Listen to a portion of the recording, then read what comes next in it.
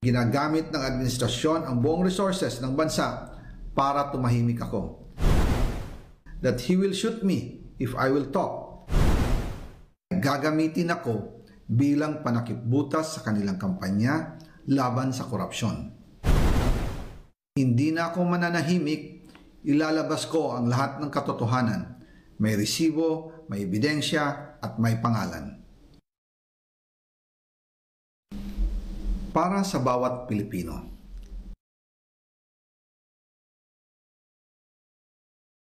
Nabuo ang galit ninyo sa akin ngayon. Nauunawaan ko rin kung bakit. Lalo na at malaki ang halagang nakataya. Pero bago kayo humusga, hayaan ninyong ipaliwanag ko ang buong katotohanan. Matagal akong hindi nagsalita dahil may direktang utos sa akin. Huwag nang bumalik ng Pilipinas at manahimik na lamang.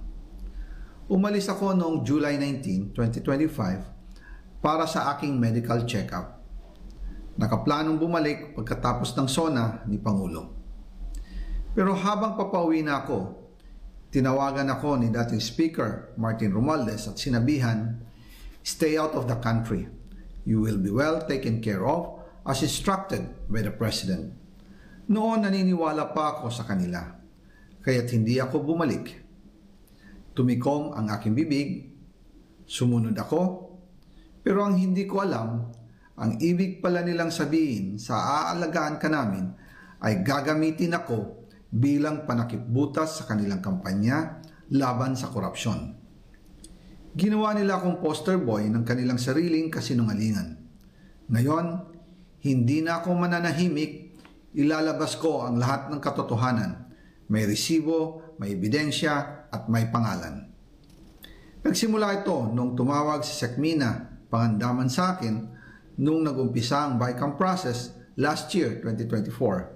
Ang sabi niya, katatapos lang ng meeting nila ni Pangulo at may instructions na mag-insert o magpasok ng 100 billion worth of projects sa BICAM. At sinabi pa ni Sekmina, you can confirm with Yusek Adrian Bersamin dahil magkasama sila sa meeting ni Pangulong BBM noong araw na yon. Tinawagan ko po agad si Yusek Adrian Bersamin at tinanong ko kung may instruction nga ba ang Pangulo na magpasok ng 100 billion during their meeting. Ang sabi niya ay totoo nga po. Right after our conversation, tinawagan ko po si dating Speaker Martin Romualdez at nireport ko ang instructions ng Presidente to insert the 100 billion projects. At sinabi niya sa akin, what the President wants, he gets.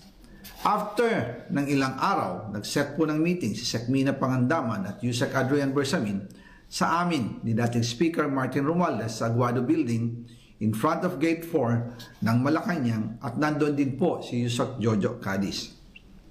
During the meeting, binigay po ni Yusek Adrian Bersamin ang listahan na worth 100 billion. Tinanong ko po si Yusek Adrian kung saan galing ang listahan. Ang sagot niya, galing kay PBBM mismo at binigay niya ito mula sa brown leather bag. Nung sinabi po ni Yusek Adrian Bersamin, yung brown leather bag, naalala ko noong nasa Singapore kami right after the elections of May 2022 sa Hilton Hotel, kami ni dating Speaker Martin and PBBM habang pauwi at pabalik ng Pilipinas, hinabol ng PSG ang brown leather bag at ang sabi ni PBBM, maiwan na lahat, wag lang ang brown leather bag. Kaya naniwala ako na utos talaga ito ng Pangulo.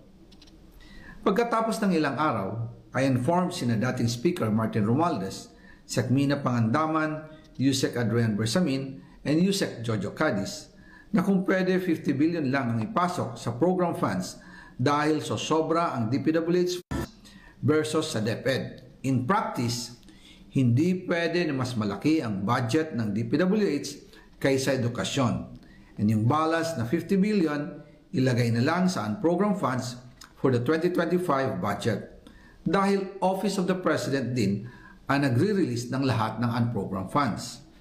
Pagkatapos ng isang araw, tinawagan ako ni Sekmina at sinabi ang mensahe ng Pangulo.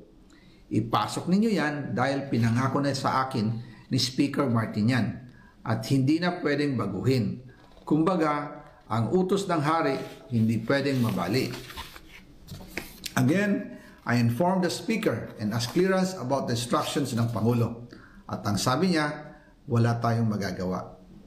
Kaya po nagtataka ako kung bakit sinasabi ni Pangulo na hindi niya makilala ang budget, samantalang lahat na binawas at dinagdag sa mga ahensya ng gobyerno ay humihingi ng approval sa kanya si Sec. Mina Pangandaman.